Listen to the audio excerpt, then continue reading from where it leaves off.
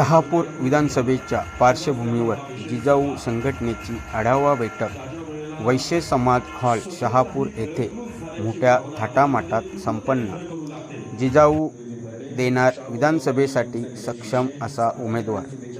शहापूरमध्ये कुणबी सेनेला खिंडार।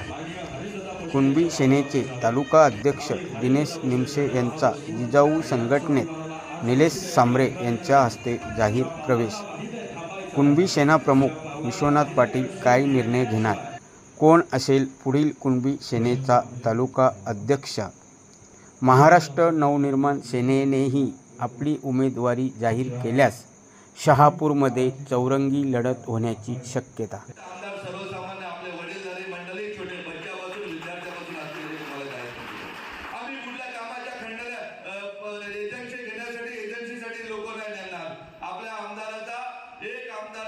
शहापूरची सर्व मतदार बंधू भगिनी असतील ते प्रत्येक जण आमदार असेल हे तुम्हाला मी सांगतो। अगदी लोकशाहीमध्ये मिळालेलं प्रत्येक कुठलंही पद आहे हे समाजाच्या सेवेसाठी वापरलं पाहिजे हे गेले 15-16 वर्ष आपण सांगतोय। परंतु निवडणुकापुरते प्रत्येक जण आपल्याशी गोड बोलतो, आपल्या पाठीवर हात टाकतो, नको नको तेवढी आश्वासन टाकतो आणि एकदा निवडून आला का तो भला त्याचं कुटुंब भला, बाकी कुणाची काय घेणं देणं ठेवत नाही। या गोष्टीचा तिरस्कार वाटतो। पैसे खायचे पण किती पैसे खायचे त्याला कुठेतरी लिमिट पाहिजेत ना। आज आता हरीश बोलला का बाबा 1000-1500 लोकांचं आपण जेवण केलं, 1500 लोकांचं जेवण एकटा माणूस खाऊ शकतो का? परंतु याला 5-5 लाख लोकांचा पैसा एकट्याला खायचा आहे, हे कुठेतरी थांबलं पाहिजे।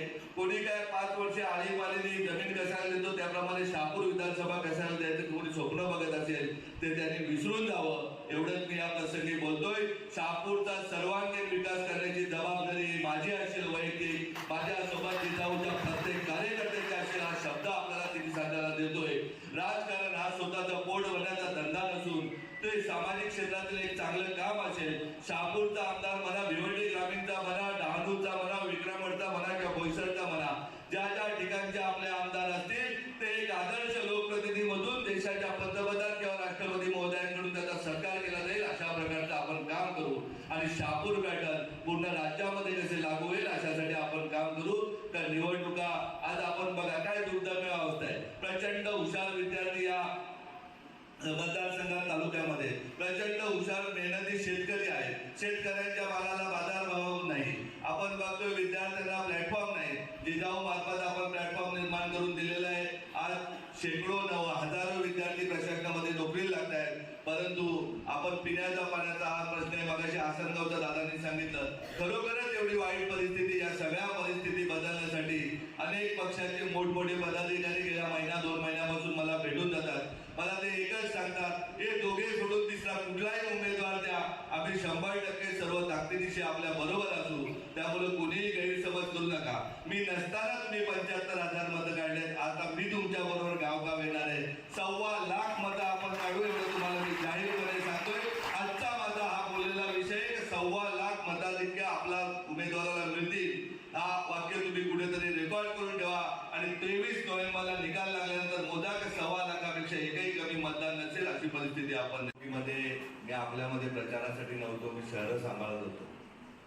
परंतु आपण सर्वांनी जे काही काम केलं माझ्या डोळ्यामध्ये पाणी येते, आजही अंगावरती काटा येतो। एका बाजूला अनेक मंत्री माजी मंत्री होते, एका बाजूला आताचे मंत्री होते, प्रचारामध्ये फिरत होते, मोठमोठ्या हॉटेलांना मिटिंग होत होत्या, जिकडे तिकडे धुरधोरण ठरवलं होतं।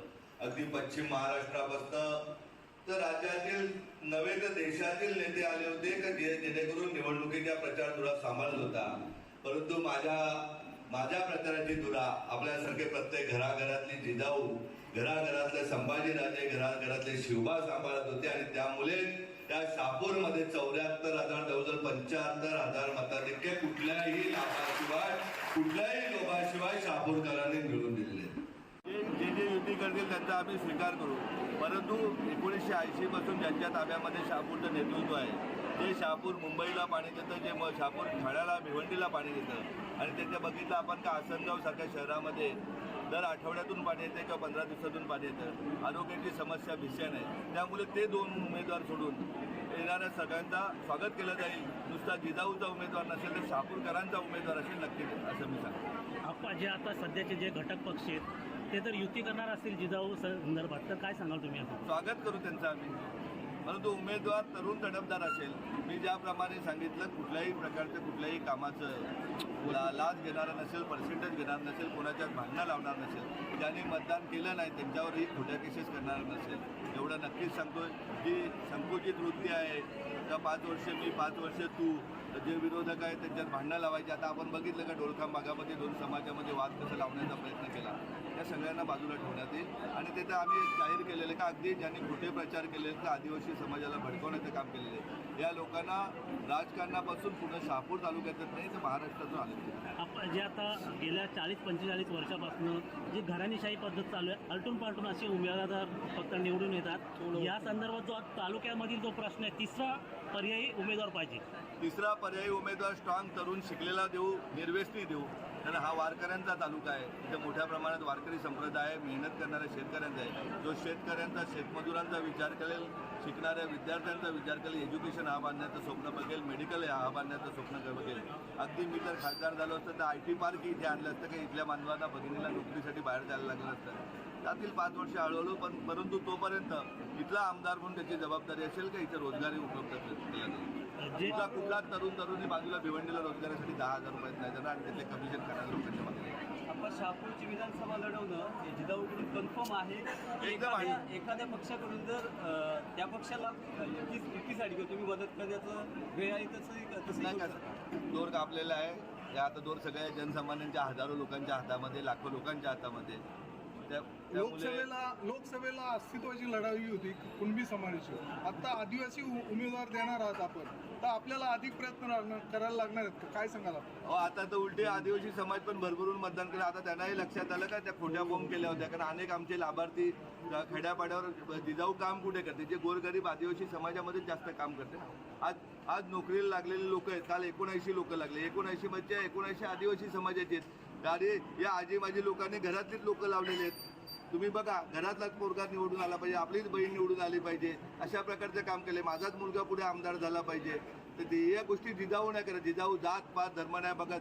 कधी तुम्ही सांगा, कुठल्याही व्यक्तीला सांगा, म्हणजे अगदी भिवंडीमध्ये इतका मार खाल्यानंतरही आम्ही मुस्लिम समाजाला आदरार्थीच मानतो. तर त्या मुस्लिम समाजाची चुकी नव्हती, त्यांना मोदींना विरोध करायचा होता, त्यामुळे त्यांनी आम्हाला नाही केलं. सर काय सांगा, अद्यापर्यंत तुम्ही एकूण किती उमेदवार जाहीर केले जिजाऊ मार्फत? आपण 18 जागे आता तरी फायनल झालेले आहेत. तर अगदी पालघर जिल्ह्यातील 6, ठाणे भिवंडी लोकसभेतील 6, ठाणे शहर, मुंब्रा कळवा, त्याचबरोबर रत्नागिरीतले 2, राजापूर लांजा, रत्नागिरी, नगरमधला श्रीरामपूर आणि धुळ्यातला साक्री, असे 18 आता आपण फायनल केले. तर आणखीन 9 तरुण आपले विचार पटणारे चांगले उमेदवार भेटले, जे पैसा खाण्यासाठी नाही तर समाजाला सेवा देण्यासाठी असतील. तर अशा उमेदवारांचा आम्ही स्वीकार करून त्याच्या शेट. आपण असं समजा गेले की जे मुख्यमंत्री एकनाथ शिंदे आहेत त्यांच्या ज्या ठिकाणी उमेदवार असणार तिथे तुम्ही उमेदवार देणार नाही. भिवंडी ग्रामीण